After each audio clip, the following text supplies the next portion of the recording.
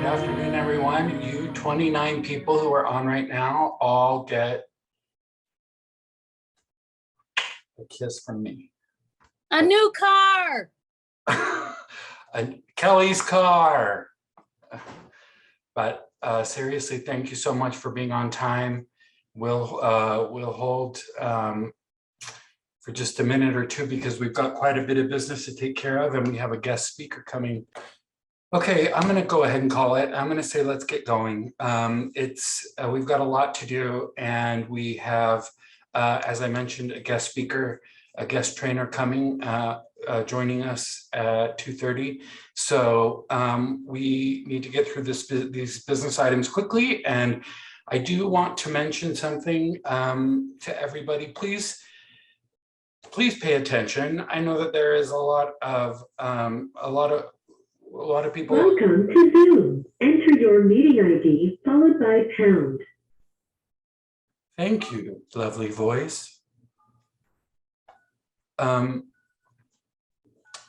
Please pay attention. This is a required training.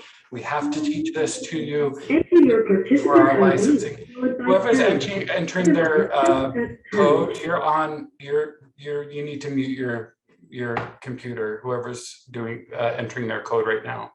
Is that you, Julie? No? Oh, you're muted. No, okay, it's not you.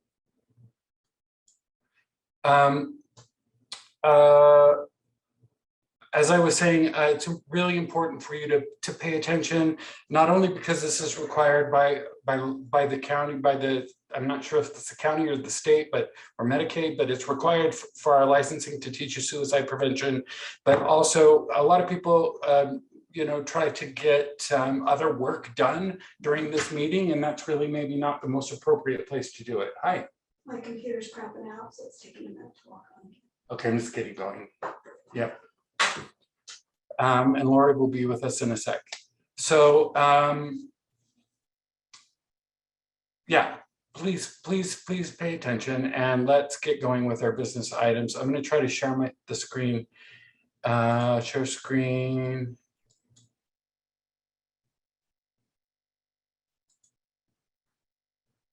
I want to share this.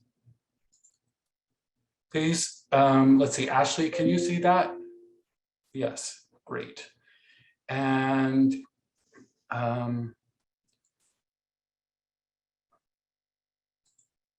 what about that? Yeah, thank you. Okay, it's not trauma. It's not trauma training. There's our first of probably many typos. It's suicide prevention training, everyone. Don't write trauma on your forms. Make sure you write suicide prevention. And to start things off, we have our housekeeping items with Lori and Lisa and Kurt. And our first housekeeping item is just mute your microphones, please, but please do keep your cameras on. Of course, we understand there are a couple of people who don't have cameras, but if you've got a camera, please keep it on. Also, I just have to mention again that it's really critical that you get the training acknowledgement into me or to Jessica if you're a provost staff member really quickly this time, because we have an audit next week that they may be looking for the suicide prevention training, and I'll need to show them that you've been through this training. So it's even more critical that you get that acknowledgement form. Every single employee needs to get that acknowledgement form to me no later than end of business day tomorrow. And again, if you're in Provo, you can give yours, your acknowledgement to Jessica, and she keeps me updated on you guys. Thank you to everybody who was at Salt Lake City Recovery Day on Saturday, last Saturday. I had a blast. I was having so much fun with the kids doing fishing. I don't know if Lisa or Lori want to say anything about Recovery Day, or if anybody that was staffing the booth wants to just say anything about. If I could just say I was so proud of everyone that worked hard to do their part of it, and and I was disappointed that nobody wore a mermaid suit for the fish pond, but I just it's so great to look out on that huge crowd and see all those pink shirts.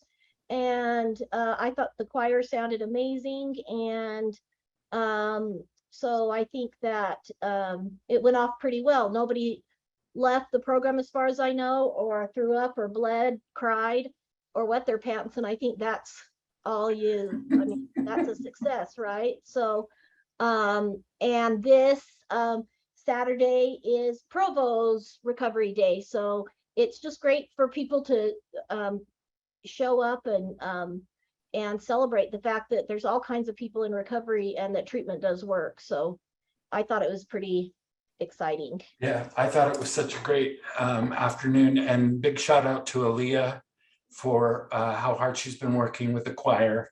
Great job, Aaliyah. Definitely, she did. You could hear them. They did great. They did one hand up, and so it Aaliyah, we wouldn't have a choir if Aaliyah hadn't been working with them. And thanks to Lori and Margaret and everybody who worked on Recovery Day, and stepped up and covered. And it was great weather, and it'll be good weather again this Saturday. So I was just so proud of everyone. Now I'll be quiet. Thanks, Lisa. It was a great day. So the important days coming up, Lisa mentioned, this Saturday is Utah County Recovery Day from 3 to 7 p.m. at Lions Park. Hopefully our Provo team is excited to be a part of that.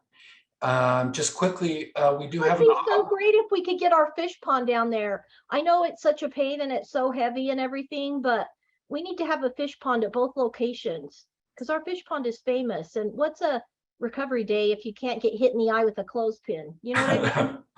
Like I want to figure out a way that we can get a similar big. We do have a fish pond sup. You have the Might one. not be exactly the same, but we do have some fish pond supplies. Oh, I should have sent some down too with Margaret. Do you have prizes for Saturday? We should, if not, we'll just get some more. Okay, great.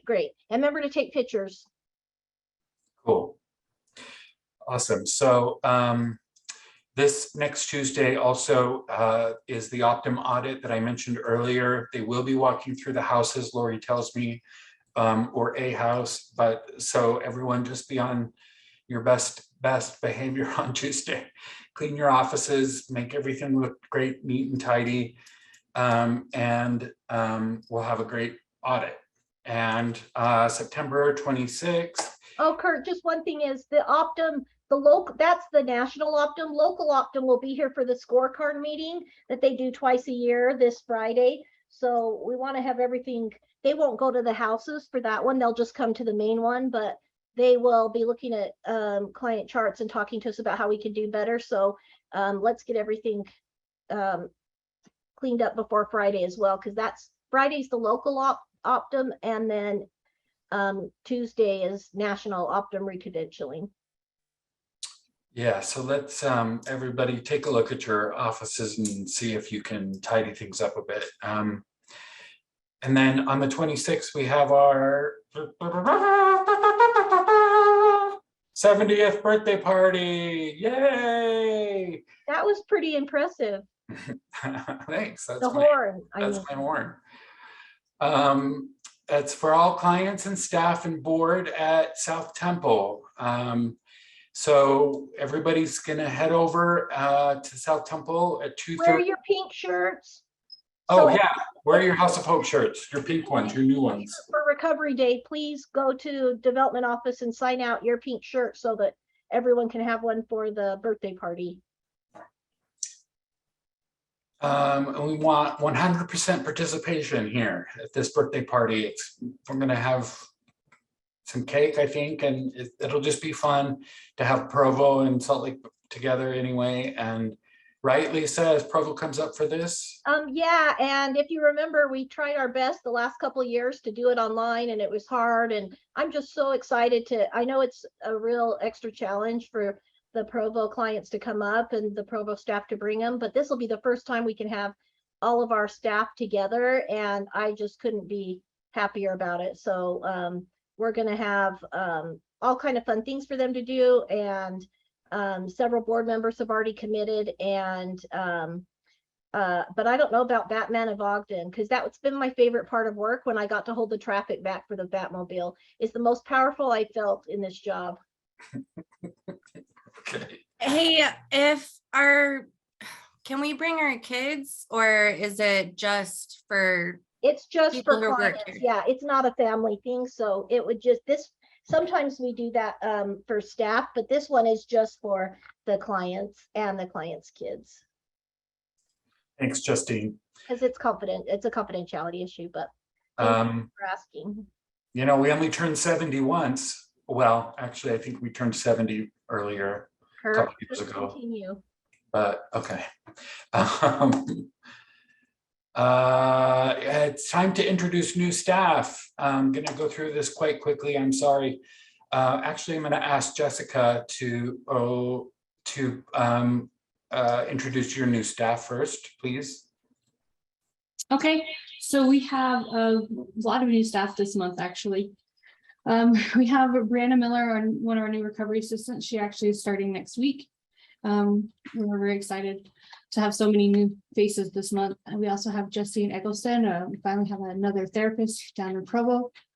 We also have Dianella, who is helping out and taking over the responsibilities for the Hope Center. And then we have our old friend, Bo, who is back as taking over food services again for us. Thanks, Jess. Quite a new crew this month. Yeah, thank you. Up here in Salt Lake, we have quite a big contingent of newbies as well. Want to welcome Rochelle Eliason as a new recovery assistant. Rochelle, I hope you're on, and want to welcome you to our team. Mandy Nelson is also a new recovery assistant. I enjoyed getting to know Mandy a little bit during her new hire orientation. Caitlin Murphy is our new admissions assistant. She works in the office opposite me she works with Julie and Cami and Nicole and Aurora on our admissions team.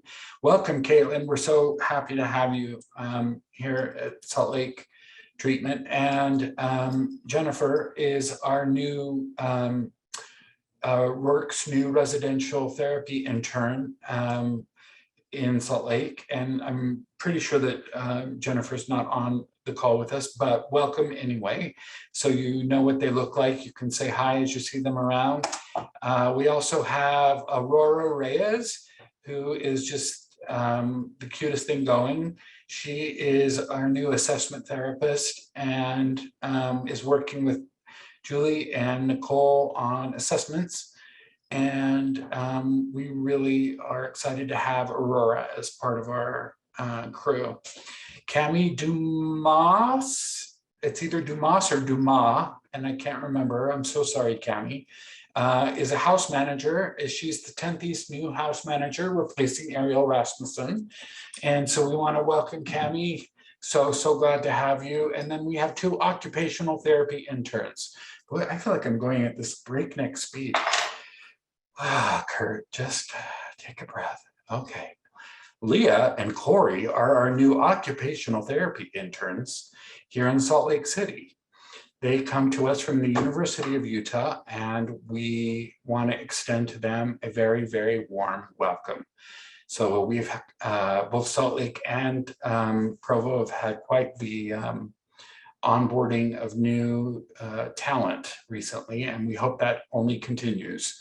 I know it's going to continue because we have some great openings and some great applicants coming down the pike. So to continue our housekeeping items, it's time to do our hoodie ceremony.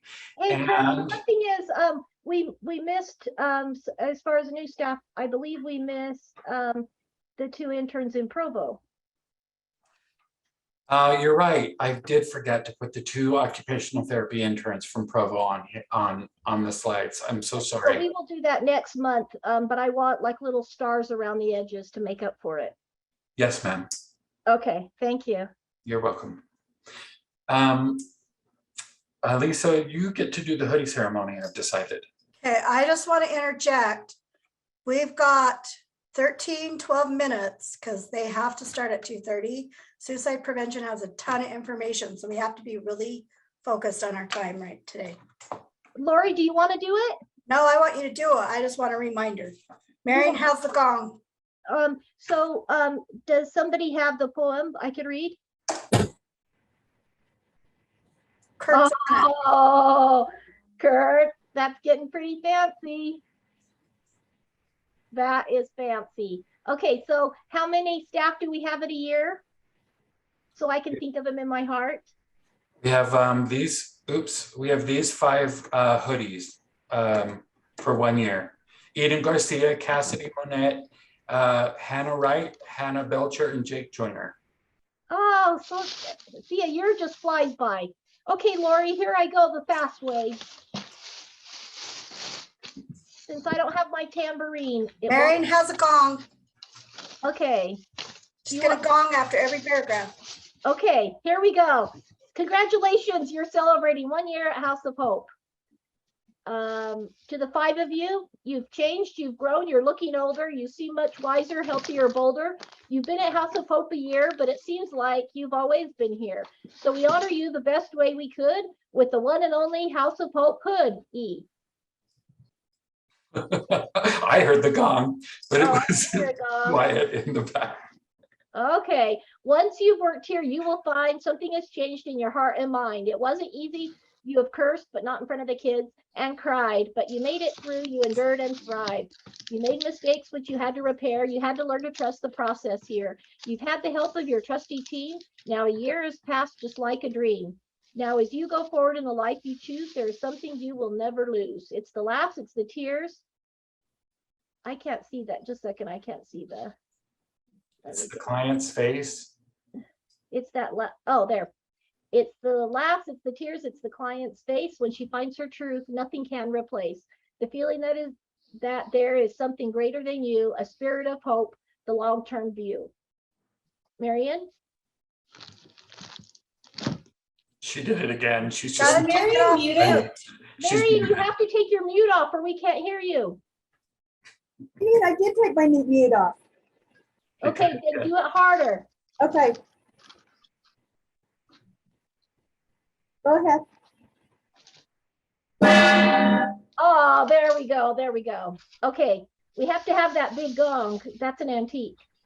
Now you may move on in a year or two, but House of Hope will never leave you. No, you won't forget us, for you are stronger, and we hope you'll be with us much longer. But a part of you will always be here where you worked and you grew for the whole last year.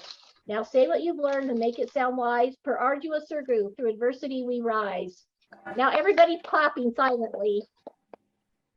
And I bet you, I'm so excited to see that Bo's back, and I bet you that she would second and third this, that it goes with you. You just can't, it just stays with you forever once you come to House of Hope in any role. So congratulations to the 5 of you and for all that you do for House of Hope.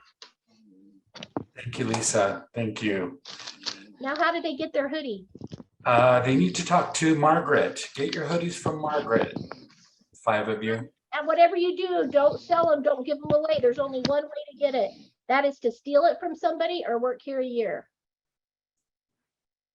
Okay. Time for staff of the month. Who's gonna be staff of the month in Provo? Hi, okay. So I was staff of the month last month. So this month I am nominating one of our excellent RAs. Her name is Sandy Shaw. Sandy goes above and beyond frequently. She always makes sure that she stays busy and keeps things prepped for things such as intakes and UAs. She's consistent with her awarenesses to clients, even when holding them to rules. It sometimes doesn't make her popular with them. We can count on her to make sure things get done and pass on information to her peers. She works hard to make sure the client's needs are met, and I can always count on her to know which dorms are ready for the new clients, and she keeps track of what needs to be done. I don't think the clients see how much she cares about them and how much she does for them. And I could never keep up on the donations without her. So we really appreciate Sandy and for all that she does for us here. Yeah, Sandy, congratulations. Thank you, Sandy. Who has our Salt Lake City staff of the month? This is Raquel speaking. My camera doesn't work. So I chose Willard Emery for the staff of the month for adding to House of Hope's quality with skill and creativity and handling challenging time with exceptional calm and commitment. I chose him for the staff of the month because without him, everything would be falling apart, literally. One thing that has stood out most to me is that I have noticed when House of Hope has an event and we can't find something, he is willing to go looking for it. And he normally is able to find it for us. For example, the pond we needed for Recovery Day. He's not around the office a whole lot, but when he is, his hospitality brightens up the room. Yes, Willard. Woohoo! Great job, Willard. Yeah, you are a rock star in my book as well. So He's congratulations. under, here he is under Roseanne's name. Everybody can see Willard. And he's Yeah. so patient with all of us and everyone telling him what to do all the time. He has so many people giving him suggestions and he just always smiles instead of smacking us. You're Thanks, a good guy, Willard. Well, thank you all. I'm sure they can't hear me, so, The microphone's right there. oh, Yeah. it's okay. Okay. Congratulations, both Sandy and Willard. Wait, we have the manager's person too. I'm sorry, what? The manager staff of the month that we chose. Oh, go ahead. I didn't know we had that. Okay, go ahead. So we chose Maddie from Day Treatment. I guess it's ironic. We chose her as a team. So she's always goes above and beyond. She's really a hard worker. She gets everything done in a timely manner, never complains about things, always willing to jump in and do whatever's asked. And so she's just a great worker and a great team player. And so we wanted to recognize that as well. So Maddie, you're the manager's pick for staff of the month this month. Congratulations, Maddie. Congratulations, all of you. Make sure to speak with Marion or Sandy. You talk with Jess and coordinate with Marion to get your moolah. Good job, Maddie. Congratulations. Let's going on. Just quickly, you guys, we need to just go through this real fast. This, you will notice, tire is over the line. That's a not very good thing because, as you will see, people cannot get out of their cars. So I'm going to ask everybody to please just pay very close attention. And I think it starts with the vans because the vans are so big and they're the first ones here or they're here overnight. So the vans really need to start things off well. And just everybody, please pay attention to this for each other because I'm kind of too fat to be climbing out of my car on the other side. This wasn't my car, by the way. That's not me. But yeah, okay. Going on, two-factor authentication is here. And I'm going to go over this with you quickly. I'm going to ask Jake to send out the instructions that he sent me, but those instructions are here for you also in this PowerPoint. You're going to type in this website. A box is going to pop up. You're going to ask, and you're going to click in the drop-down box and select text code to my authentication phone. And then you're going to put in your phone number and click save. And then a new box will open asking you to verify your identity either by having them call you or by having them send you a text. This is going to occur every time now you go into or you restart your computer or you're on a different computer that doesn't recognize you. It's not every time you open Outlook and every time you open Excel, from what I understand.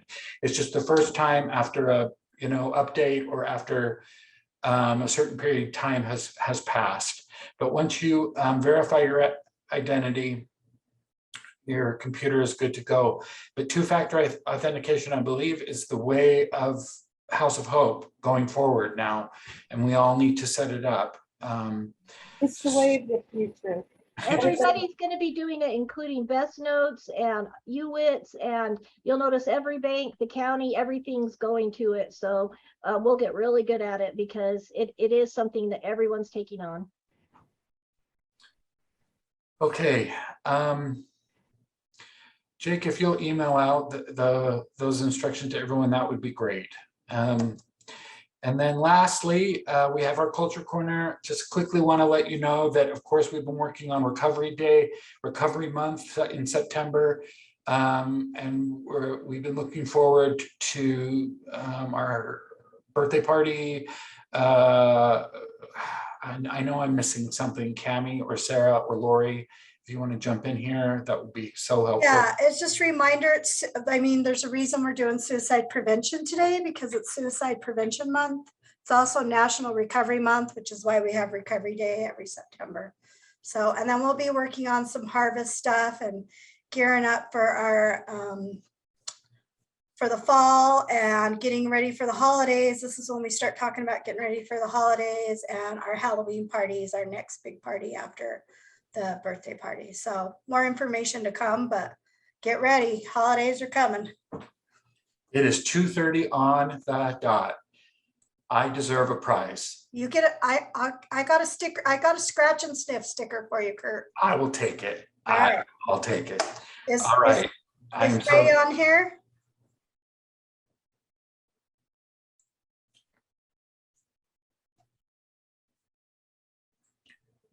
Ray Bailey, are you with us? You mean I had more time?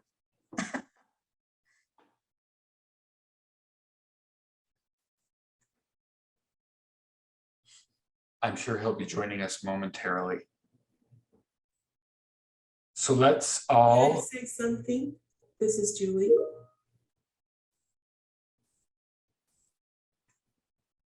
Go ahead, Julie.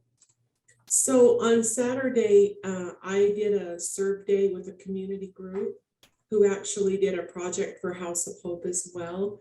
And they were so impressed by House of Hope, and everybody was saying how important it was. And everybody seemed to have known somebody that came here, and they were just singing our praises, and it was just so heartwarming. So good job. Julie, thanks for representing us at that. That is exciting that they've done so many different projects for us, and I appreciate you standing in to represent us. It was so cool. Thanks for allowing me to do that. It was actually all day from 9 in the morning till 5. So it was a long day, but so many people were they were talking about how great Margaret's been to work with and how they've known people that have come here and now have really, really positive, successful lives. And it was just so cool. And Margaret, I'll be getting with you too, because somebody there said, I work with a company. We're always looking for people to do grants with. Can I contact you? Yeah. So, yeah. Give them her home address when they say that. Yeah, I gave her my cell phone number because I couldn't remember Margaret's extension, but I'll get her in touch with her. So it was just it was so wonderful. Oh, thanks for reminding us of that. That's so exciting. I hope you got pictures. One, but that was all. Sorry. Tell me more about it after the training. Okay. I got a video of the choir singing all 3 songs. I'll put that together somehow so you can all, anyone that wasn't there can share that somehow. I'll find a way to get it on YouTube. We just have to get the updated release from them, and we can even put it on our website if they all feel comfortable with it. Oh yeah, right. Ray, have you joined us? Yes, I'm here. Hi. Welcome. Hello. Thank you for being here. Yes, thank you so much for having me. I'm gonna stop sharing my screen. Do you have anything you need to share? Yes, is that okay? I'm gonna stop sharing mine.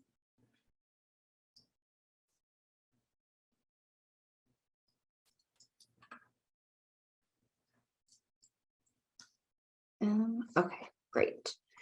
So hopefully you can all see my screen. Yes. Presentation. Awesome. All right. So again, thank you so much for having me. I'm super excited.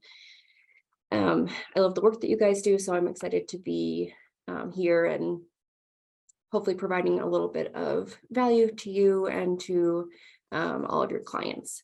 So since we only have about an hour and a half, I'm gonna skip some of the longer parts of this presentation, but hopefully still give you some great info. So as Kurt said, my name is Ray Bailey. My pronouns are they, them. I currently oversee youth suicide prevention programs for the state of Utah with the newly renamed Department of Health and Human Services. So today we're gonna talk through what we call creating safe day. So it's suicide prevention for people who are peer supports, case managers, and other sort of like paraprofessionals, or just really anyone who's working in like a behavioral health space.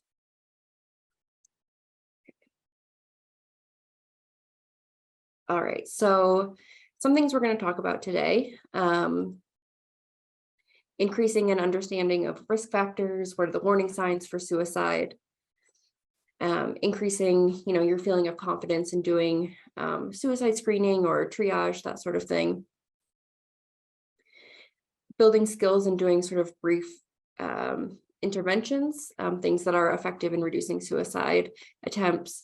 And I know that these all sound sort of like, I don't know, these are all like very easy things that we can all do, that you don't need to be, an LCSW to do, or, have some sort of several, years of hours of experience, or just some small things we can all do.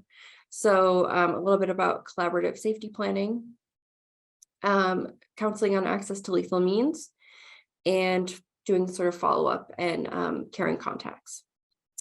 So I will try to keep an eye on the chat if I can, but if there's something that I am missing and that I should address, please someone just stop me. All right, so this map probably shouldn't be in red, but I think we probably all know that Utah has a higher rate of suicide than a lot of other states. We've consistently been in the top 10. I think this past year we were number 11, so that was like sort of exciting. But traditionally we've been among the states with the highest suicide rates in the country. But it's also, as you can see, very similar to states near us. So, Wyoming, Montana, the sort of like mountain, Rocky Mountain region. Sometimes people call it the suicide belt, but, sort of like this mountainous area in the West. So if you do want to put in the chat, if you have any thoughts about maybe why it's higher here than other parts of the country, things you've heard, that sort of thing.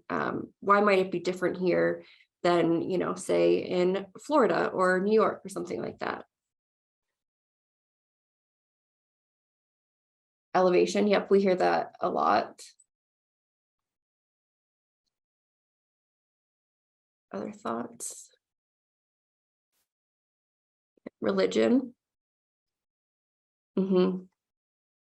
Yeah, culture, definitely.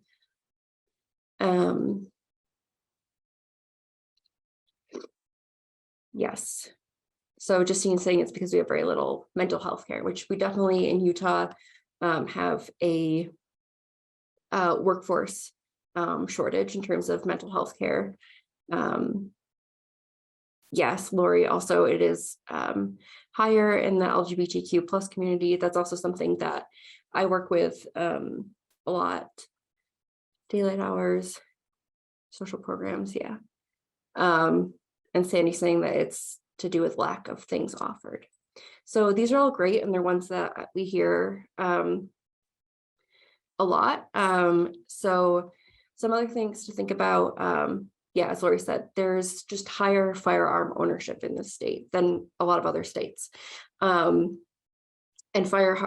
higher firearm ownership in, this Intermountain region. How rural the state is. So sort of like what Sandy was saying, getting access. So some places, if you live in a more rural area, you might have to travel a very long way in order to actually access any sort of in-person mental health care, substance use treatment, that sort of thing. The workforce that we have, So they're sort of land dependent jobs, like timber, ranching, oil, mining, and those have a tendency to have a boom and a bust. So there's periods where people are experiencing, a good flow of income, but then also times when they are not. And so that sort of economic instability can contribute as well. We do hear elevation, and that is could be something, although I will say that suicide has been increasing since like the 90s, and our elevation has stayed the same. So there might be something there, but there's definitely a lot of other things. Suicide's like incredibly complex, as I'm sure you know. So it will never be just one of these things. And I think also to touch on the religion, we hear that a lot. And just to note that being part of a religious community is actually a protective factor against suicide. But it's just in situations where you might feel alienated from that religious culture or that religious community. And that's where the risk comes from. So yeah, so being a part of religion, that's great. It's just when you're feeling rejected from the community in any way, that's where we might have some difficulties. And I also think I'm from the East Coast, and coming here, I feel like there's a much stronger bootstraps sort of mentality of like, I'll do it on my own. I can take care of myself. Very self-sufficient, which is an awesome sort of characteristic value to have. But in terms of mental health, that can always, not be as great. Yeah, Sandy's saying there's like maybe not as much to do as in other areas. And that might be depressing. That also just might be a lack of connection to other people. So awesome. All right. Suicide is also something that happens across the lifespan. We hear a lot about youth suicide. That's an area that I am overseeing, and we have a federal grant to do that. But as you can see, the percentage of or like the suicide rate for young people is very low. And although it is one of the top causes of death for young people, it is young people don't die a lot. So there's not a lot of causes of death for young people. And that's sort of why suicide can sort of like float to the top. Whereas when you get, more into middle age and older age, there's a lot of different causes of death that are pretty common. Which is not to say that, the youth deaths are not a problem. All deaths are tragic, and we do want to address those. But just to note that the suicide rate is really like suicide is something that affects people at all ages. And really our most vulnerable population for suicide death is men and middle-aged to older men. So the data shows that men die more often by suicide, and women attempt more often. So this usually, so the lighter blue line is male death, and the darker blue is female death. So you can see that, the male deaths are much higher. Ray, I'm colorblind, so. Oh, okay.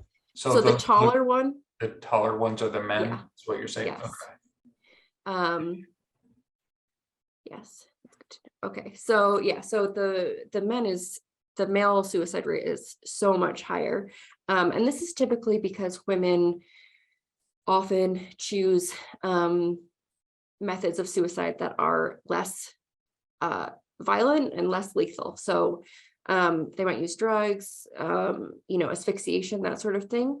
And men often use firearms or hanging. And firearms are like the most reliable way to die by suicide. So because men tend to use firearms, there's not as much space to have that person be saved. Nicole Trump said, yeah, how do they account for individuals that are non-binary? So I am non-binary, so I definitely think about this all the time. And the problem is that the data is not collected really. Suicide deaths are typically seen as like something that we decide after the death has happened. And so we're not always getting information to identify the person coming from the person themselves, as well as us just not having categories for, that allows for gender difference outside of, the male female binary. But definitely something that I would love to see more research on, especially because transgender people in general have about 4 times higher rate of suicide than the general population, probably more than that, 4 to 6% or times.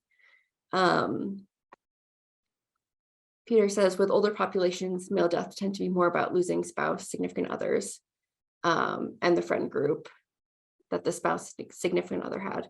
Yeah, so there's like a lot of life changes going on. We think about that a lot in the younger time in our life, but definitely as you're getting older, there's a lot of things that change. You may be, experiencing some sort of chronic illness or chronic pain, that sort of thing. So there's a lot of things. You may not have as much of a support group. So yeah, there's a lot of things that go into all of these, but Peter, those are definitely some factors that can contribute. All right, and just a little quote that we like to share is that the corollary more positive statistic, the one that is not articulated often enough, is that among all those millions who actively consider suicide, less than 1 in every 10 make an attempt on their own lives. And of those, only a minority ever go on to die by suicide.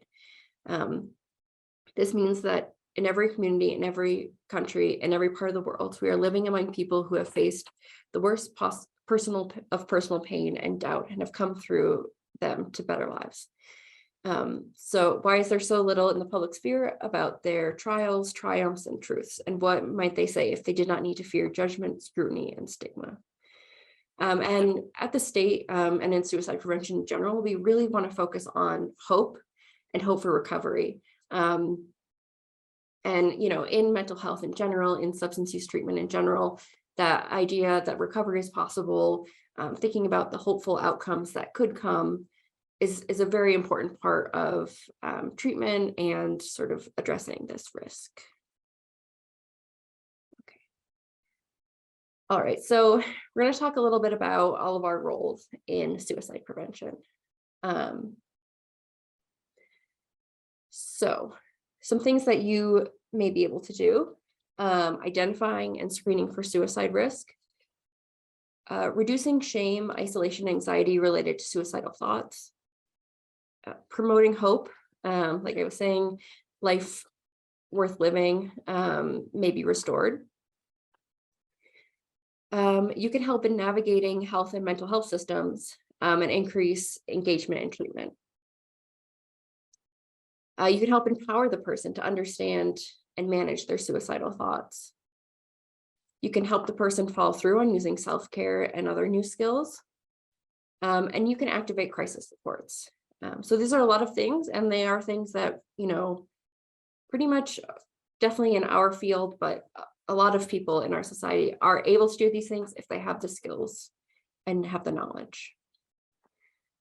All right, so just a little bit about limitations. So if you're non-clinical, we shouldn't be engaging with a person who has a weapon or is behaving aggressively. So that's a situation where you'd want to call 911 and request a CIT officer, which is a crisis intervention team officer. And they're trained in de-escalation, mental health conditions, and suicide prevention.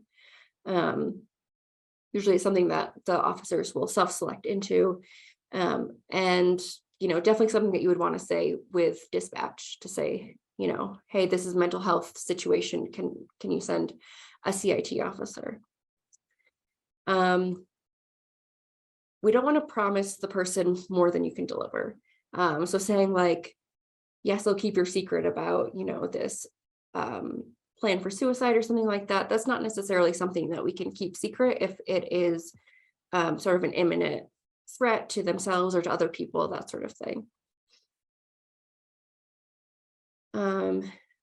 Not making determinations of suicide risk without the support of a clinician or a crisis service.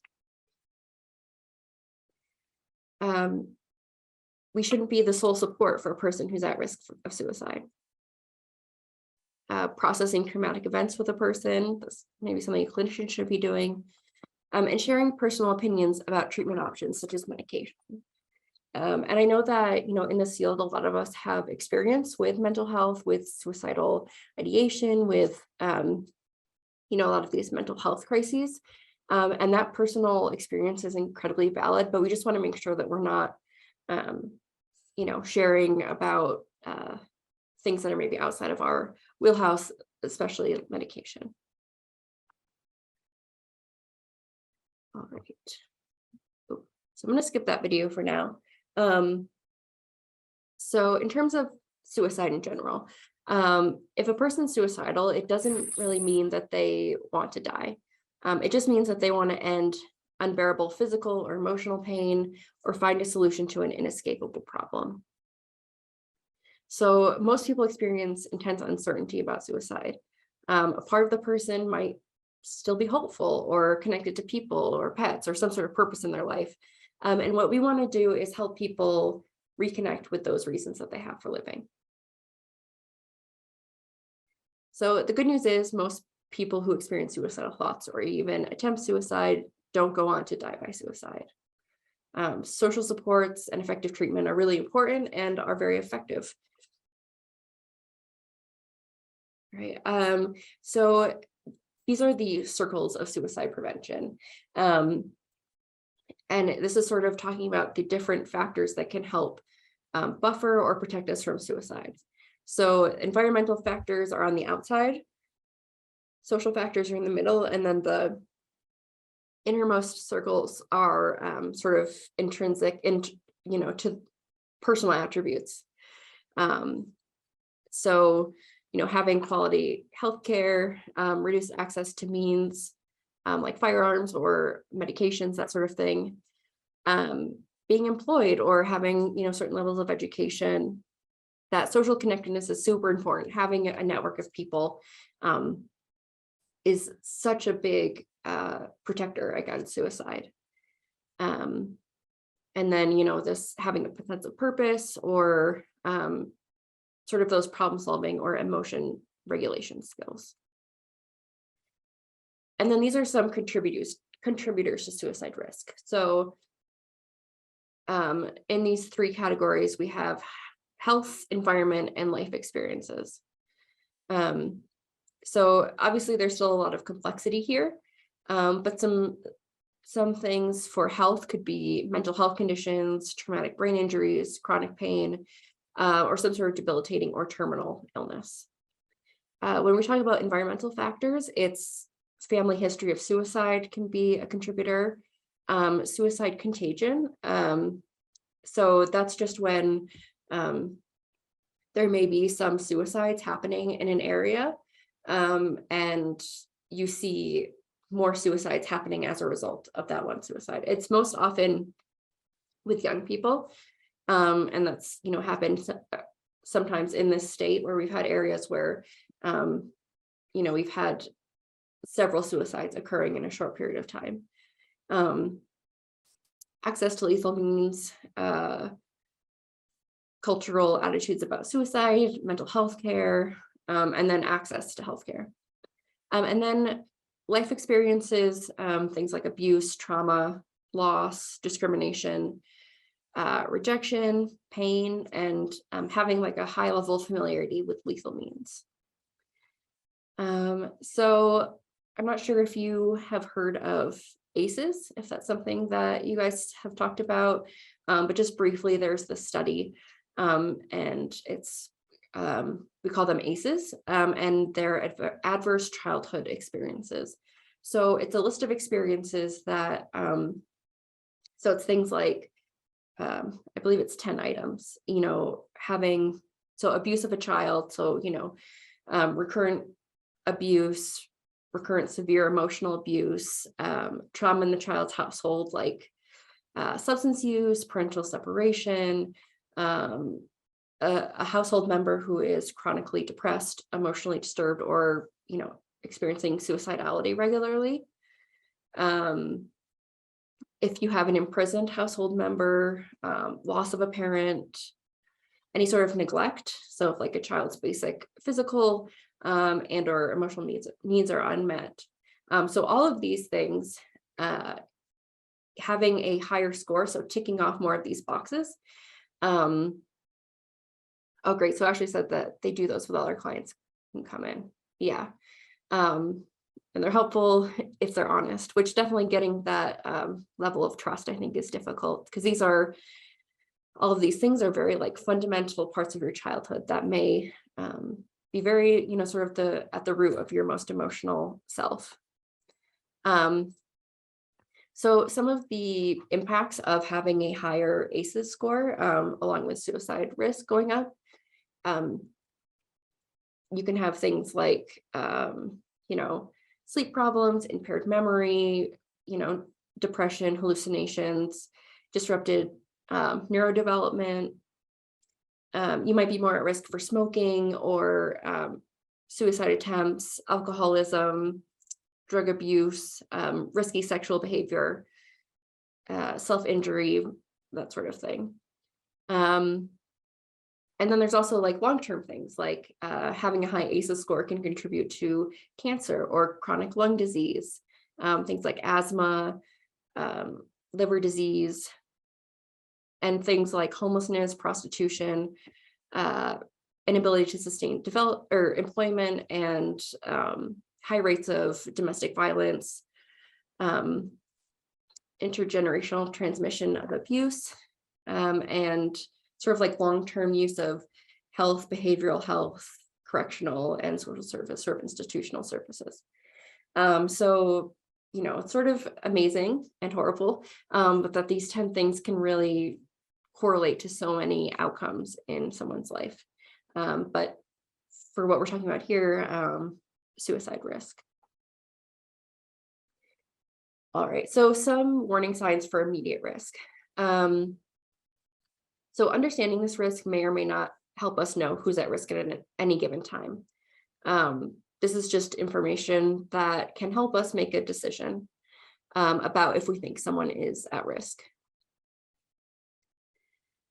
So you might have things that are said out loud. So you might hear like, my family would be better off without me, or, I just can't take it anymore. Saying things like, you don't need to worry about me anymore. So sort of like suggesting either that they're a burden or sort of, helplessness, hopelessness, and then some observed signs. So if they're behaving recklessly, if they're saying goodbyes, tying up loose ends, increasing alcohol or drug use, sleeping too little or too much, if they're suddenly calm or of an uplifted mood for seemingly no reason, which usually it's like, wow, this is great, this person's doing so much better. And sometimes that does mean that a person has maybe come to a decision that they are going to attempt suicide, and that feels like a solution to a problem or a pain, feeling of pain in their life. Giving away pets or possessions, looking at methods of suicide. And I will just say what I usually think of it as is any sort of change in behavior. So if someone is normally very religious and they stop engaging with that, or if they're normally not religious and suddenly start, engaging with a religious community or something like that. So these are just warning signs, and we really want to ask someone to clarify if what we're seeing, what look like warning signs to us, are actual signs of suicide risk. So how do we ask directly about suicide? Definitely want to ask directly, which is a hard thing to do. You want to do it in a manner that shows that suicidal thoughts are understandable in a person's circumstance. So saying sometimes people in your situation feel like they don't want to live anymore, or sometimes they think about killing themselves. Have you been having any thoughts like these? Or you might say, you said you're feeling like you can't handle it anymore. when you say that, do you mean you're thinking about suicide? So like being very clear about your intention of asking, and sort of, not sort of couching it with being like, just like, yeah, like you seem down, like, are you okay? Like to actually get to the point of saying, are you thinking about suicide? And so normally what we would do, but maybe you can do as a activity with, a friend or colleague, is just saying it, practice saying it out loud. Practice saying, are you thinking about suicide? I know that seems silly, but when we ask the question for the first time, it's hard if we've never said those words out loud, because this is not something that we normally talk about, right? So it can be really, feels like maybe you're a little bit more in control if you're like, I have said these words, I know what it sounds like. And if we're in a situation where I'm really concerned about someone, I feel like I could say those words because I've said them before. Any questions about that so far? Nicole said, one thing I've found to be important as a clinician is to make it really clear when suicidal ideation becomes something I'd recommend hospitalization for. Sometimes people are scared of that, and it helps to understand the boundary. Yeah, I think that's great, because as we said before, we don't want to be promising something we can't. That says, like, if they're like, you have to promise not to bring me to the hospital or the ER or something like that. And just to be like, sometimes there are situations where I do have to do that. But also knowing that like there's situations where you don't. Oh, sorry, I will slow down a little bit. So yeah, so just being very honest about what your role will be if someone is disclosing information about suicide. That's great, that's super important. Okay, so you've asked the question, and what do you do if the answer is yes?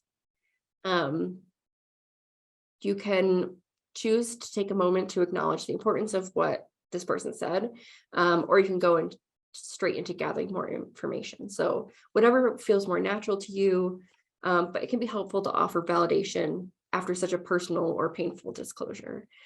So, some scripts might be things like, thank you for being honest. I know this is hard to talk about, or I'm glad you told me. I think I might be able to help. It sounds like you're in a lot of pain. I'm sorry you're going through this. So sort of that, just reflecting back that you're understanding their pain, that you're hearing them, and also sort of recognizing the bravery of sharing such personal and painful things with someone. All right, so a little bit about listening. So when we listen, it helps a person feel cared for. It can help a person gain insight into their own thoughts, and it gives you clues of social supports, past coping or help seeking efforts, past suicide attempts, or current suicide planning. So, there's a lot of information that can be gathered, but then also realizing that listening is also an important part of this, of suicide prevention, of helping someone who's in crisis. So if you want to put in the chat, maybe what might happen when we don't let someone take the time to tell their story? What if we don't listen when they tell us that they're thinking about suicide or in crisis?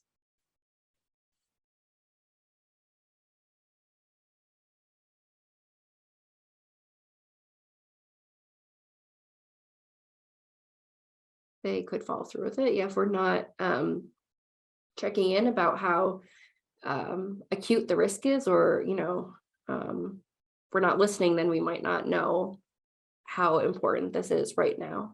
That's great. Yeah, it reconfirms that they're alone and they might not talk about it in the future. Yes. Continue to feel uncared for, feel like doesn't matter, become more depressed. Yes. Yep, more isolation. Yep. So we're missing an opportunity to build trust and connectedness. So as Nicole said, you know, they might not in the future be open with someone else if the reaction is bad. So usually, you know, in general, all things as humans, we learn how to react to things based on how things have gone in the past. Like you learn to not touch an oven because it's hot and it hurt you. And you're not going to do it again thinking that something different will be happening. So we really want to make sure that we are creating a space where someone can be open, feel cared for, and, you know, not feel like we're just trying to, you know, get this over with. This is a question I just have to ask. All right, so in this active listening, we might want to ask open-ended questions. So things like, will you tell me the story of how you got to this point? Or can you tell me about the day you felt most suicidal? What was happening? How did you feel? And what did you do to cope? So we're giving them time to talk without jumping to advice or problem solving. Like how many times have you just been like, I just need to vent to someone. I just need to tell them what I'm feeling. And they automatically, with good intention, start saying, why don't you do this? Why don't you do this?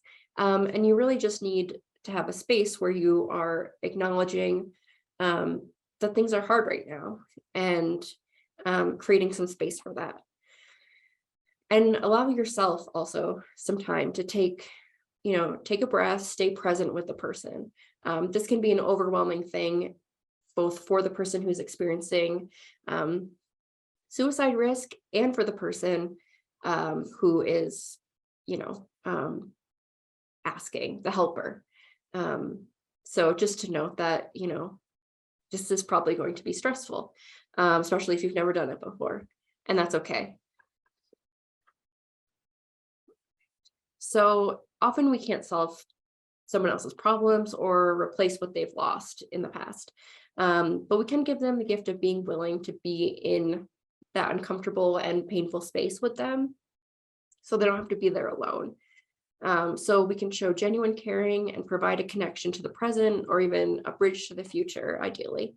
So just being uncomfortable with someone else, that can feel very empowering or feel, just like you're a little bit less alone. All right. So just a little bit about, I think if I want to go through this. Okay, so hopefully, or maybe you've heard of the Columbia Suicide Severity Rating Scale, the CSSRS. It's like the main screening tool that we use for, the first line for assessing suicide risk. And the purpose of the Columbia was to have a tool that could be used by people who are not necessarily mental health clinicians. So, if you're a peer support or a case manager, okay, awesome. So they do Columbia on admit anytime you have concerns. Great. So there's also this Columbia community cards for friends and family. And there's also a children's version if it has like more simple language that might be more appropriate for children, or maybe also people with cognitive disabilities or who may be English language like limited or English language learners. So going through these questions, ideally in order. And so, asking, have you wished you were dead or wished you could go to sleep and not wake up in the past month? Have you actually thought about killing yourself? And then going through the list. So if someone answers yes, you should obviously help them seek behavioral health care. But, answering yes to the ones where it says high risk is obviously, that's where there's more imminent possible risk. But if you're already doing it, that's great. But yeah, when I send this out, the PowerPoint, just to just to think about that, you know, more people in staff can sort of ask these questions. And that might be helpful. Yeah, I was Because gonna say, Ray, I yeah, was thinking like adding, like, we have a resource page when we do family orientation. So I was just telling Ashley, I think we should add this stuff to our PowerPoint. Because okay, I think we don't give enough this type of resource. I was also telling it last year when we did this training, I was telling Erica, who's over outpatient, is especially when we did the CALM training, I hadn't thought about asking our outpatient clients, do you have guns in your home? You know, we were like, oh, we need to start asking those kind of questions, because residential, we don't worry about that as much, but we have outpatient as well. yeah, and along with that, I don't know if you already do have, but we always have gun locks that we can provide. And I've shared a lot of gun locks with Odyssey House, and they've gone through them very quickly, which is exciting. So if that's something that you're interested in, just let me know and we can deliver gun locks for you. And I might also have some cards that have like a wallet card for family members or that sort of thing. So I can bring some of those over also, and get digital copies. So yeah. All right, so just, some information about getting immediate help. 988, which is it says soon to be, but it is the current. You can just dial 988 on your phone and be connected to the National Suicide Prevention Hotline. I will say, just a note, currently they will route your number based on your area code. So, let's say my area code is from Buffalo on my cell phone. So when I would call, it would route me to a Buffalo operator, which is not necessarily a problem. They just don't know the resources that exist in Utah. So you can ask to be transferred. But just to note that is sort of how things are. And that you can also, get mobile crisis outreach teams this way. There's the Safe UT app, which is traditionally been more for youth, but is expanding more into healthcare professionals, first responders, and I believe should be expanding beyond that. There are 23-hour crisis receiving centers in Davis and Utah counties. So I'm sure you do know, but they're sort of like an ER for mental health crises. Have you had any feedback or response from Utah regarding calls? Kelly, do you mean like in terms of what do you mean by that?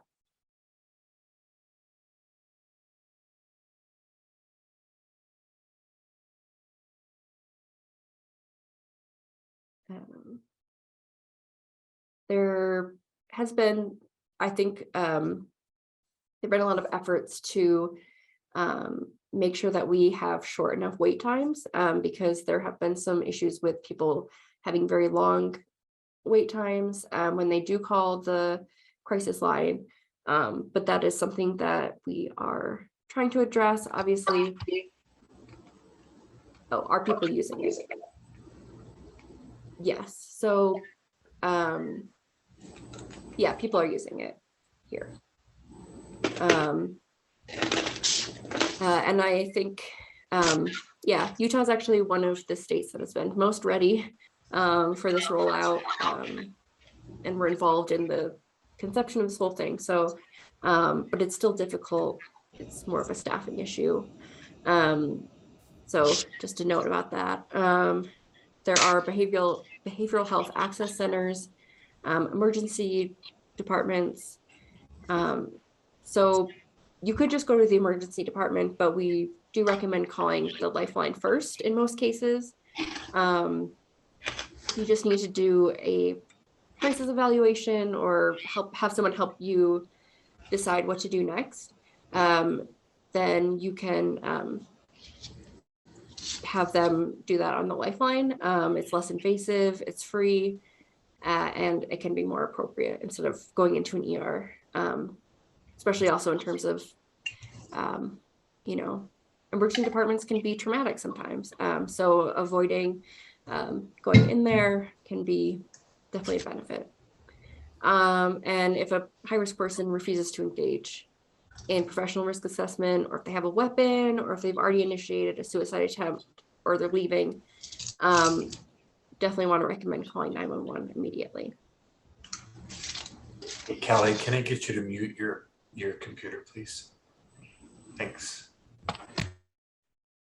All right, so I know this is the screening tool, but something to know is if a moderate to high risk person is reluctant to call the lifeline, you could say, let's call someone together who can help us to decide what to do next. The suicide prevention hotline is confidential. They're trained counselors that can help us come up with a plan.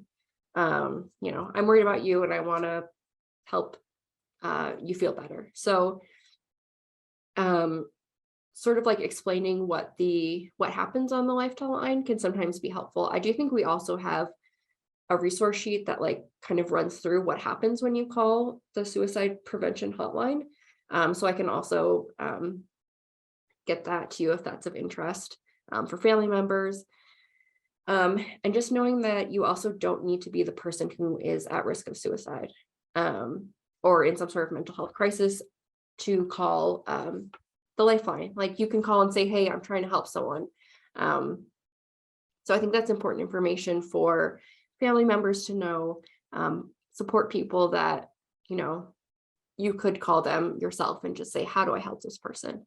And they'll give you support. All right. So some other things to do in crisis. So if the person is in immediate risk, we definitely want to call the lifeline and or get some sort of crisis services.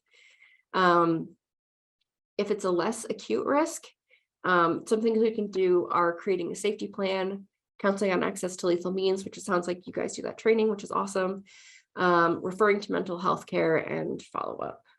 So, and we'll talk a little bit more about some of those things. All right, so some brief interventions that we can do. So as many as 70% of suicide attempters never attend their first outpatient appointment or maintain treatment for more than a few sessions. Suicide risk is fluid, it can escalate very quickly. And so having brief interventions is an effective tool for reducing both distress and suicidal behaviors. So they're very important because we have no way of knowing if or when a person will access services again. There's a lot of reasons why someone at risk of suicide might not access those outpatient services. So, transitions in care, especially after inpatient treatment, are very high risk times when we need support. So safety planning is a brief intervention that can significantly reduce suicide attempts. And when done well, empowers the person to feel better, understand, prevent, and manage their own suicidal thoughts, helping them stay safe and avoid unnecessary hospitalization. So it helps create safety between episodes of care. So compared to a contract for safety contracts, those people who receive a crisis response plan had a 76% reduce in suicide attempts at 6-month follow-up.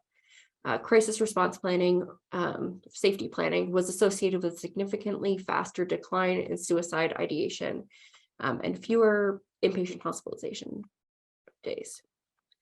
So the idea behind safety planning is rather than telling a person what not to do, like don't act on your suicidal thoughts, a safety plan helps them know what they can do so they can stay safe and feel better. Do you currently do safety plans with your patients? Okay, great. So a lot of this is probably, I won't go too far in depth, but just to note that SAMHSA, which is the National Substance Abuse and Mental Health Administration, Their statement is that contracts for safety or no suicide contracts are not recommended and are never sufficient. But a safety plan can empower the person to understand, prevent, and manage their own suicidal thoughts. It's definitely preferable to something where they just sign to say, I will not, attempt suicide, because, that's not like a binding contract, nor would we want something like that to be. Oops. All right. Sorry. Got way out of. Sorry. Okay. All right. So the elements of a safety plan, 3 warning signs that a crisis may be developing, 3 internal coping strategies, 4 people in social settings that provide distraction, 3 people I can ask for help and their phone numbers, 3 to 4 professionals / agencies I can contact, reasons for living, and strategies to make the environment safe. So an ideal suicide or safety plan should be collaborative. So you should be doing this, encouraging a person to come up with their own answers. Portable, so they should be writing it on a small piece of paper. Like I said, I do think I have small cards that have like the prompts on them that are wallet sized. But they can also, there are apps you can use, like virtual hope box, that sort of thing. Sorry, Angela. I will try and slow down.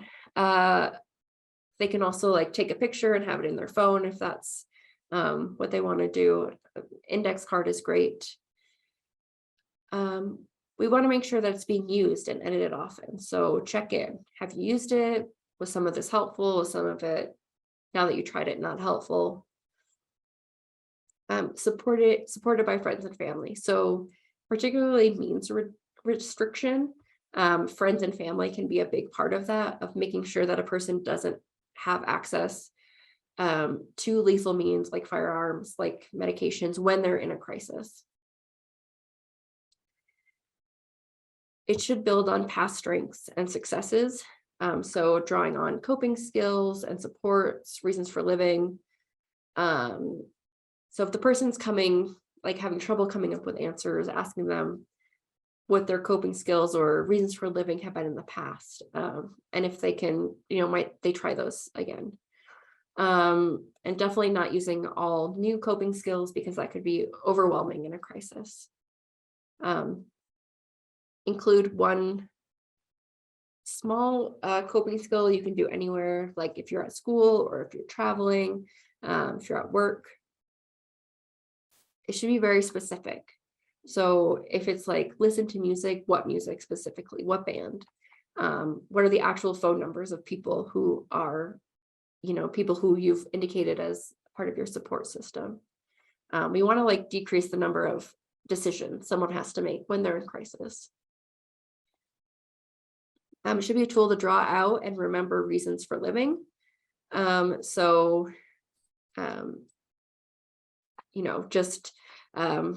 can think about it like, if I had a magic wand that could take away your biggest problem, what would a life worth living look like to you then?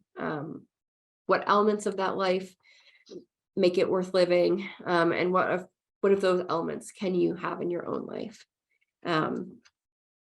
It can be done as the first step to sort of get buy-in for the plan, to sort of start on a positive note of what ideally would you like your life to look like. And then it should be driven by the needs and the wants of the person at risk. So a plan to help you feel better and stay out of the hospital, but it can be used for a lot of different types of crises. So self-harm, rage, urges to abuse substances. Any questions? Just want to make sure I'm.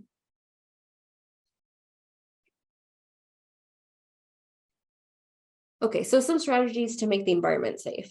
As I said, involving family members and social supports in making the environment safer. This is so important that the space that a person is in is, obviously this is a little bit different in residential settings, although you would want like all of your staff and, to create a safe environment, which I'm sure they already are, but also getting family members on board, and making sure that you're temporarily removing dangerous medications, firearms from the house, even if they weren't involved in the person's suicide plan. So, as I said before, firearms are the most lethal method of suicide attempt with very little chance for rescue.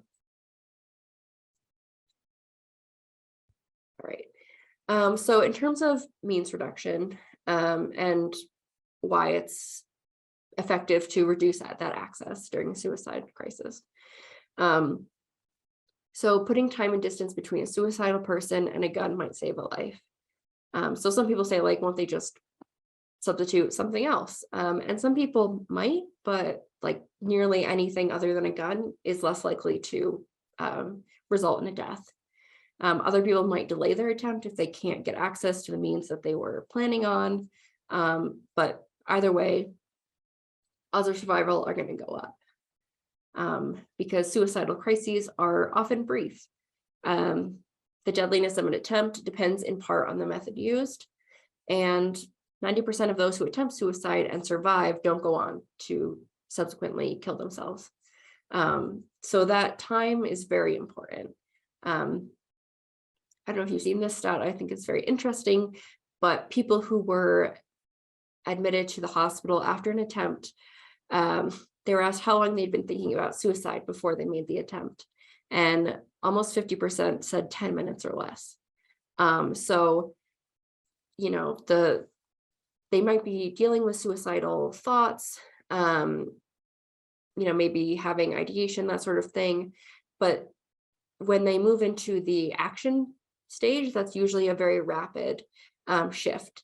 And so creating more distance between them, deciding that they want to attempt suicide and them actually attempting, through things like gun locks or having, ammo separate from guns, that can really help mitigate that suicide risk. All right, so some strategies for making that environment safe. So some things we might be able to do if someone is unwilling to remove them from the home. They could be locked at home with a key and give the key to a neighbor or a friend. It could be stored in a self-storage unit or a gun shop.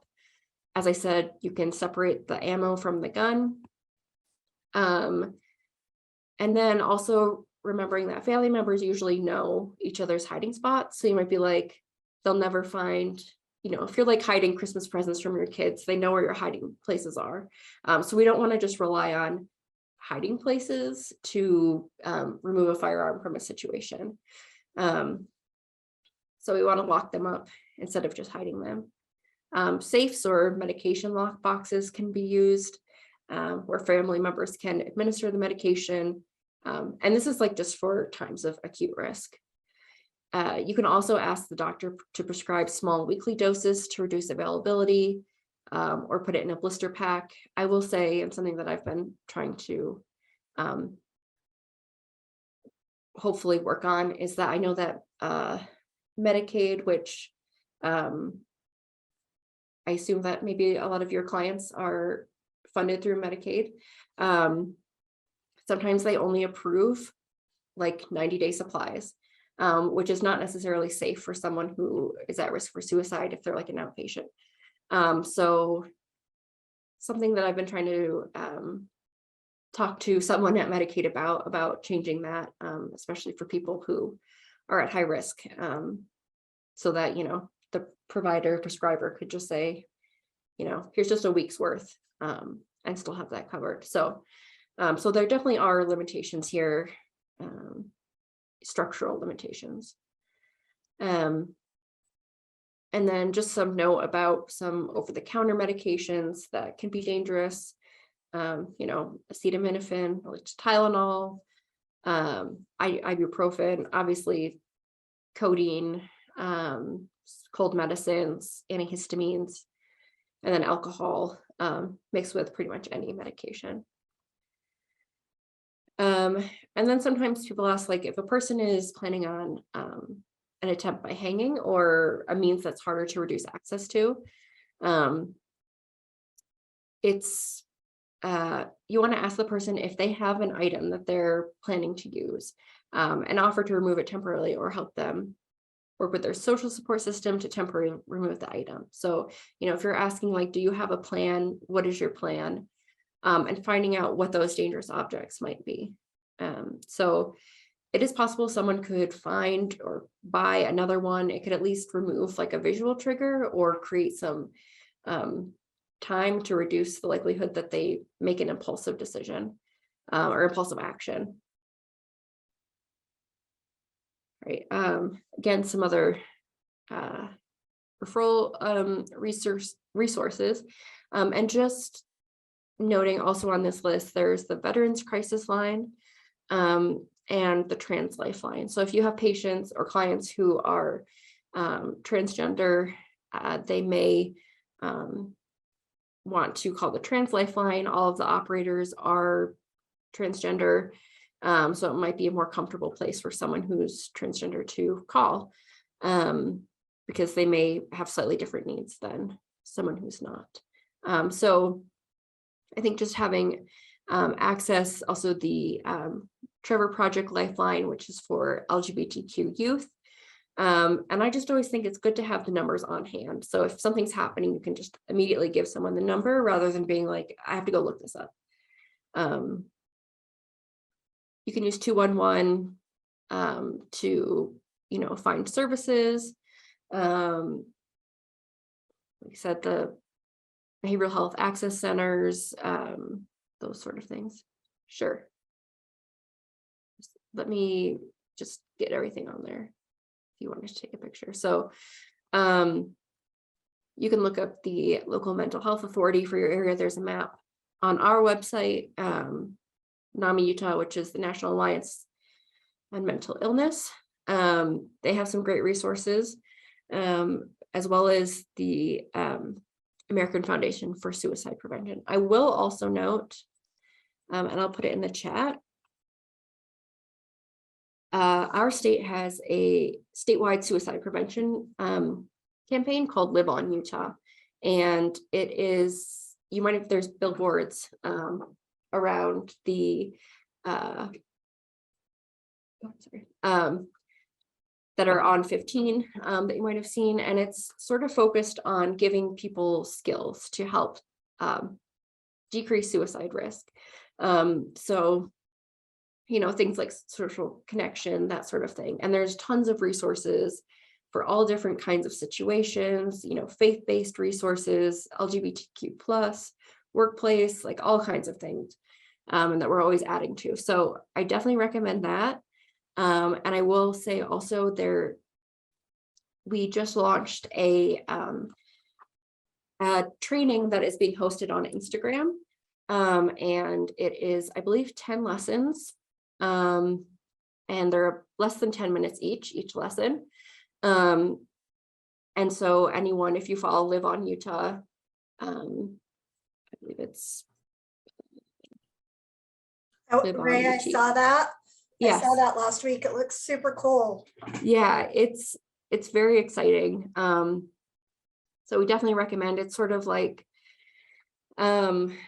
yeah, like a gatekeeper training, like how to recognize the signs, but just for everyone, because it's not realistic that everyone would come to a suicide prevention training.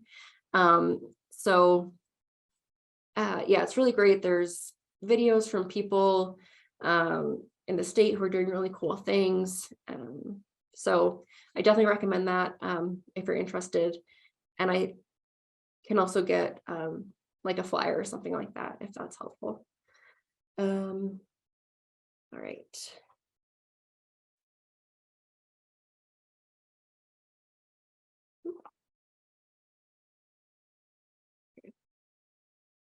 I'm going to skip through these role plays, but when I send you the slides, if it's something that you would like to do, please feel free. So it's just sort of practicing the asking about suicidal thoughts, listening, creating a safety plan, that sort of thing. And then some other coping skills you could teach a person at risk, and it could be included in their safety plans. You know, basic things that sometimes are hard to remember, like maybe you need to sleep or eat, drink water, physical activity, especially people who are have mental illness or are prone to poor mental health. I think like sleep is one of the biggest things that can really either derail or help a situation. So yeah, I strongly support that. I think also, like, maybe this is niche, but not having night shift jobs, which might be difficult, but just making sure that we're trying to help people be in the best possible situation, because having an overnight shift is probably going to mess up your sleep schedule and just might not be the healthiest, just like thinking about that sort of thing.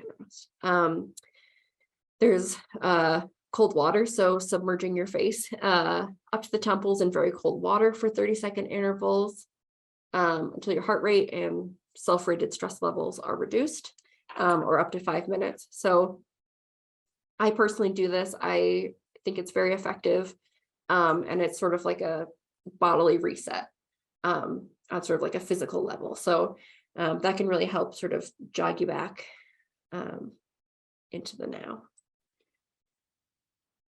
All right, so following up, we call them caring contacts often. So sending caring texts or cards to say you're thinking about the person is a life-saving intervention on its own. So there was a study review of the evidence, and it confirmed that providing follow-up phone calls or letters, that sort of thing, significantly reduced suicidal behavior in multiple randomized controlled trials. So the original study showed that the number of suicides in the no follow-up group was more than twice that of the follow-up, like people who got follow-up letters for the first 2 years. So it's like a really small thing. I can provide like a form that might be helpful if that's something. I don't know if you do any sort of caring contacts after, after someone graduates or leaves residential, or for, even your outpatients if something has happened. So just sort of saying like, hey, person's name, like some time has passed since we saw you, or hope you're doing well. We're here for you if you might need help in the future. So we're trying to promote feelings of social connectedness, remind the person of resources, and maybe help the person feel more positively towards or open to accessing care. And it really is like, I mean, texts are great. I think if a person has access to getting mail, that's always like, who doesn't love to get mail? And just a thoughtful card that's personalized has a very big impact. So some things you can have in this follow-up, or when you're following up, you want to ask how they're doing, see if they've taken any steps to make the environment safer, like if you've talked about locking up medications or separating ammo from guns, has that happened? Are they using their safety plan? Are there parts that are not working? What needs to be changed? If they've been referred somewhere, how's that referral going? Just reiterating the benefits of treatment, and assisting them if you're able to in getting childcare, transportation, or some sort of barrier to them getting treatment. So, and also to note that if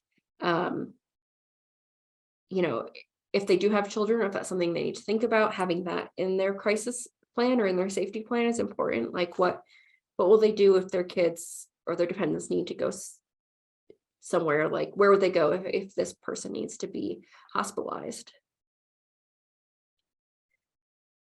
Right, so here's like an example. So including, phone call, including the crisis line, and just sort of like a personal note to say, hey, we're thinking about you. All right, so I a love little that bit letter. I about think most that's effective. such a great idea.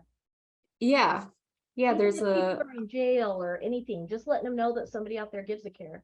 exactly, and there's times like right after maybe something has happened or some transition that are the most crucial times that you show someone that that they still have access to resources, that people are still thinking of them.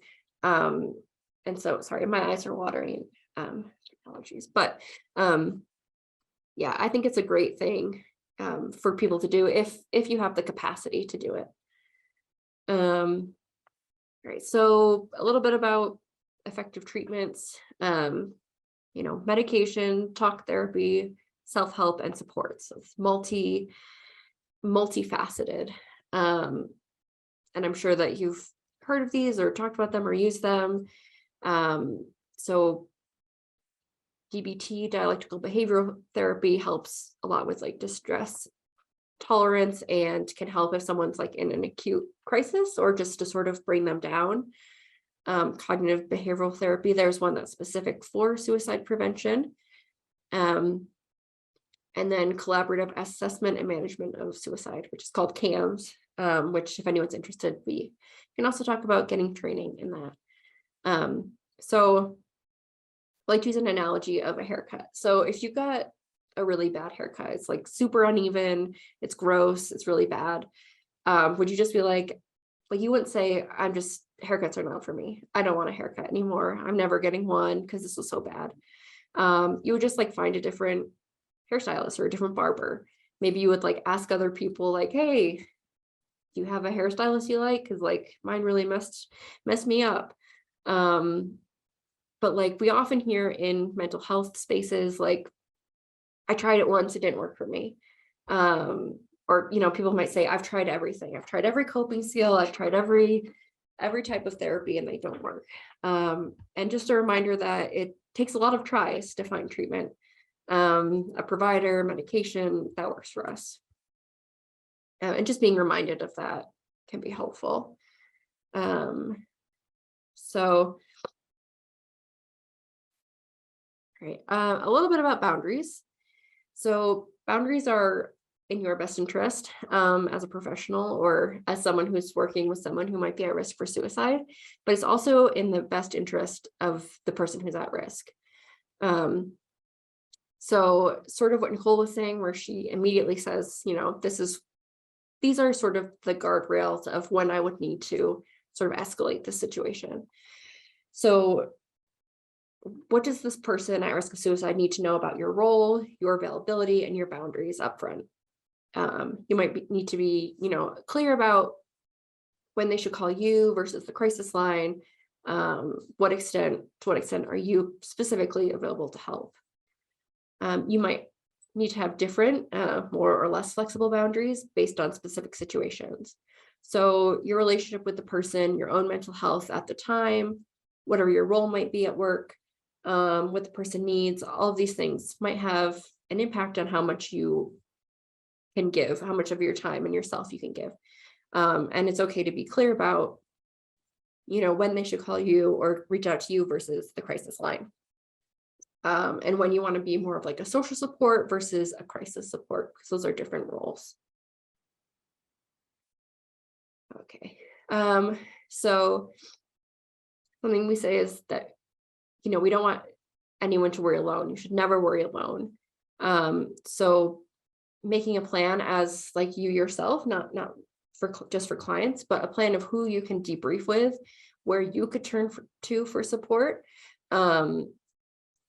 if you need help as well. And then also connecting with one of the person at risk support. So their therapist, family, friend, clergy, and making sure that we're creating a safety net around that person. Right, so you represent one piece of a very comprehensive safety net. So we talked in the beginning, like maybe why is suicide risk so high in Utah? And there were so many different reasons, right? And that's not even getting to personal reasons why someone might be at risk for suicide. So we're really, all in this together, and one person can't do it alone. So Yeah, so just I'm very thankful that you are all here with me. I have time for any questions you might have or anything I may have gone too quickly over.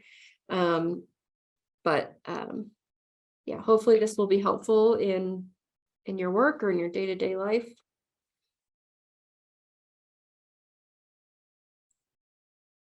Does anybody have questions?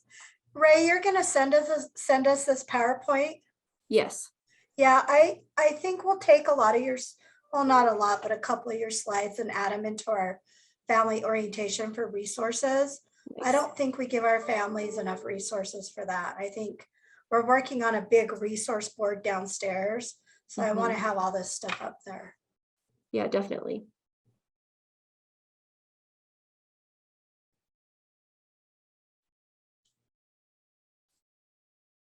We could do a role play if we have a few more minutes, if you want to end up with that.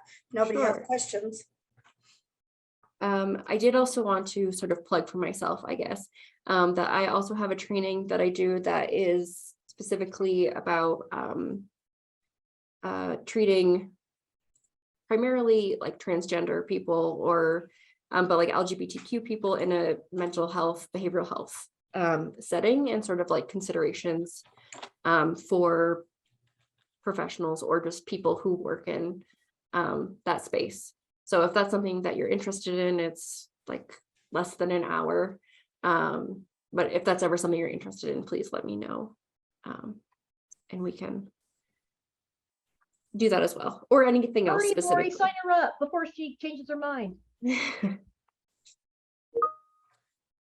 Yeah, we've tried to get, I tried to get the Pride Center to come in and do a training. They did a great training with us last year, but I know they've had some changes and trying to do some restructuring over there. But they did a great training that was so good last year.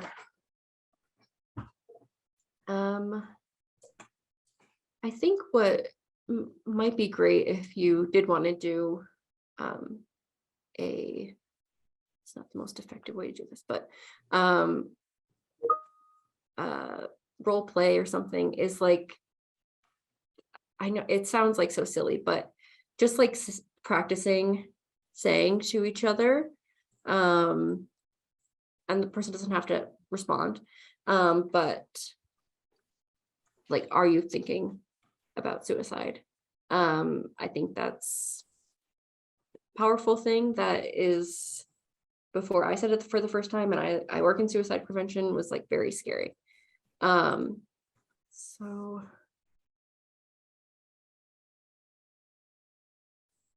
okay.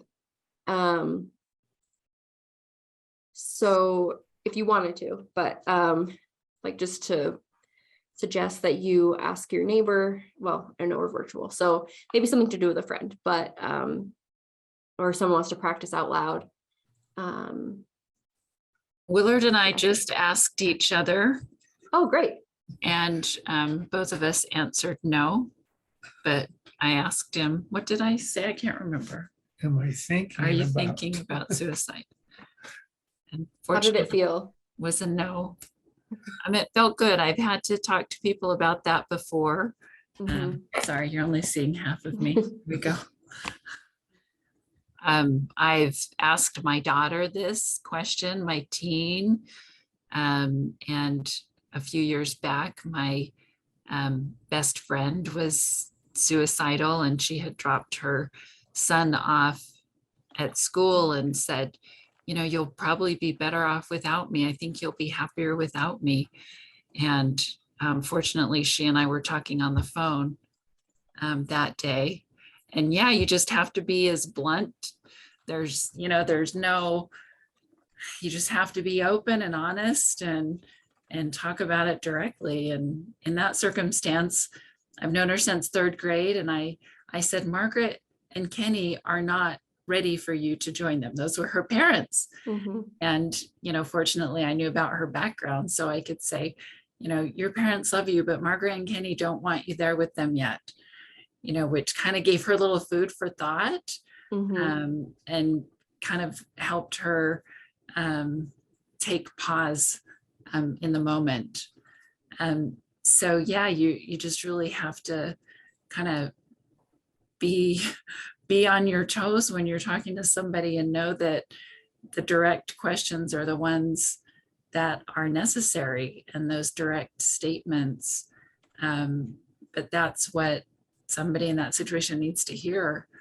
Yeah.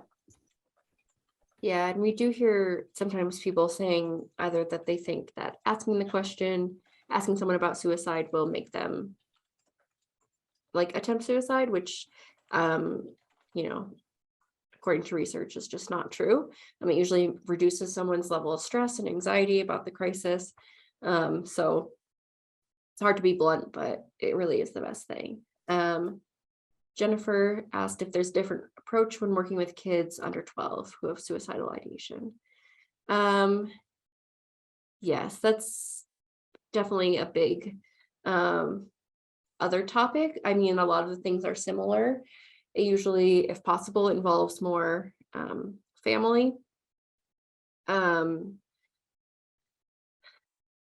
to think if there's any sort of like resources I could. You have a resource that's like sort of conversation starters for if your child is like thinking about suicide. But a lot of the principles are the same. Like you want to be pretty direct about it, take it seriously. I think we hear a lot of just casual use of like, oh, I'm going to kill myself or something, especially by young people. And I think being very honest about like, that's something that we want to take seriously. What's the difference between thoughts and ideation? I would say that they're the same. I don't know if others have maybe a more nuanced thought about it, but I would use them interchangeably personally.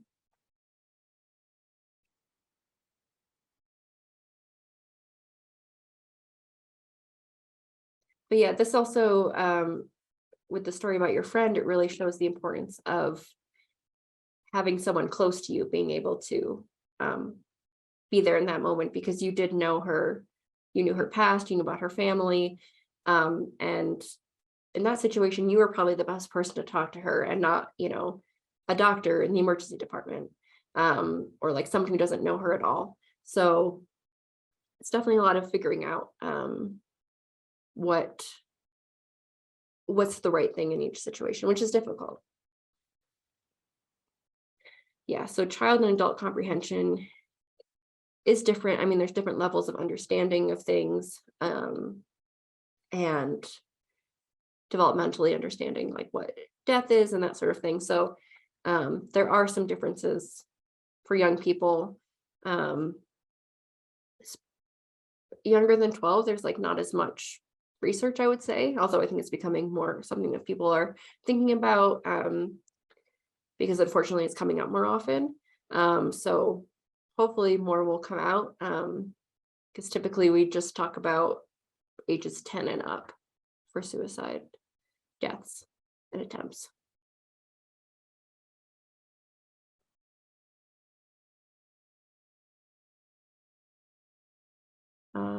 It's on someone who's reluctant to safety plan. I think it also depends on the person and your rapport with them, but I think if they're like not interested in it for the like practical aspect, if it can be like, this is just our procedure, this is what we do, and get them to at least engage a little bit with it, that would be great, even if they're just like, I'm just doing this because I have to do this. I think to at least get them starting thinking about those questions is better than them never thinking about those questions. But they just might need a lot more guidance.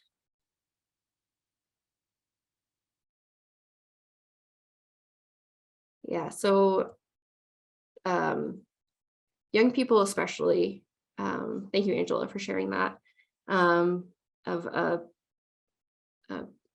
young boy in her neighborhood who died by what might be, I don't know, by gunshot. And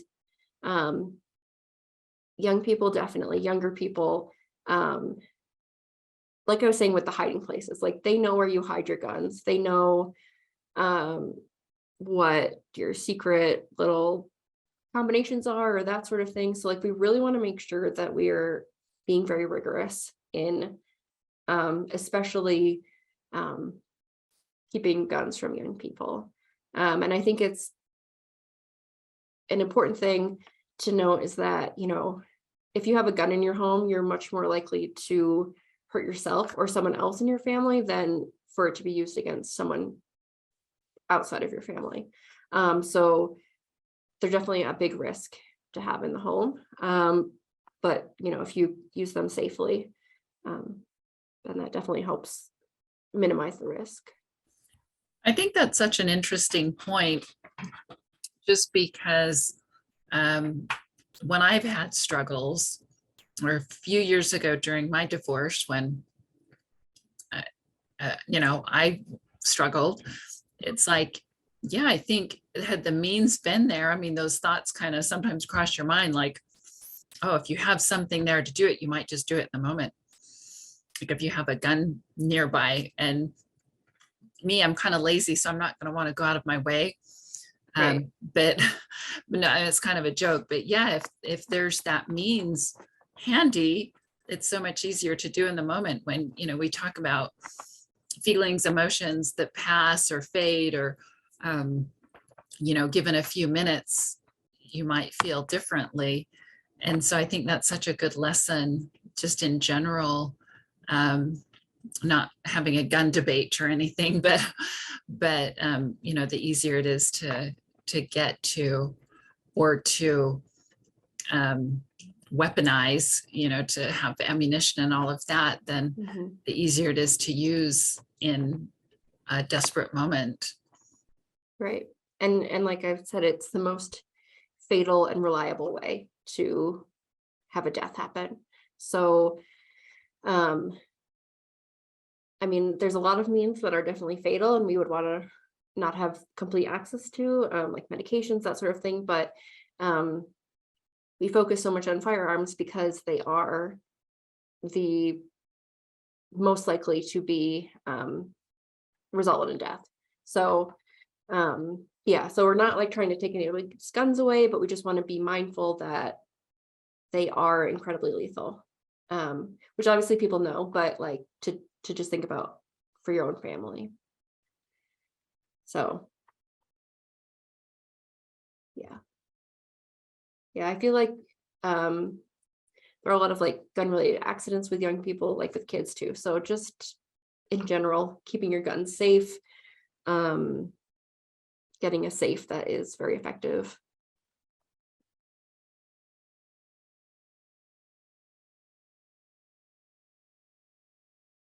Yeah. So Claire's talking about doing a wellness check, and if you feel like maybe they're using suicide to manipulate you, that you are still helping them, but maybe you're not getting as involved. And I think recognizing like times when you might need some more distance from a situation, that you can't be the person who's like there all the time, and that there's probably someone who's better equipped. So. Well, I want to thank you, Ray. This has been great. So I really appreciate all the information. I know you had to get through a lot of stuff in a short time, but it's so pertinent to what we do every day, not just for our clients and staff, but in our personal lives to have all this info. So I will make sure, Kurt and I will make sure that it gets distributed to everyone, because the resources are golden. We want to make sure everybody has those resources, especially since we're number 11 in the country. I'd like us to be like in the top 5, in the bottom 20, you know? Yeah. We don't want to be up like the Pac-12. We want to be lower. Yes. Yeah, that would be nice. We're getting there. It's been on the decline. It's better than it was last year, so that's great. Exactly. Yeah.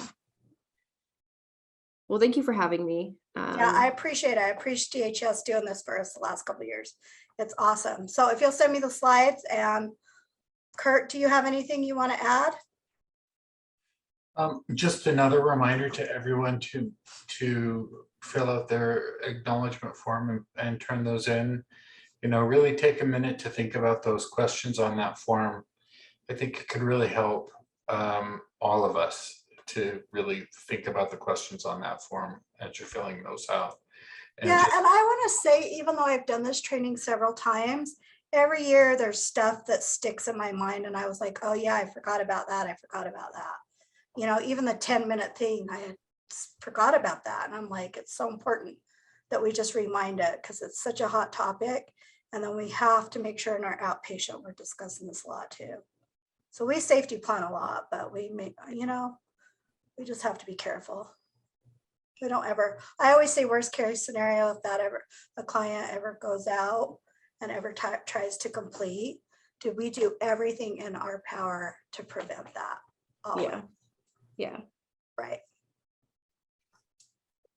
Thank you, Ray. Thank you, Ray. Have a great day. Thanks, you too. Have a great afternoon, you guys. Thanks y'all for showing up. Thanks. Bye, everybody. Go Team HOH. Bye.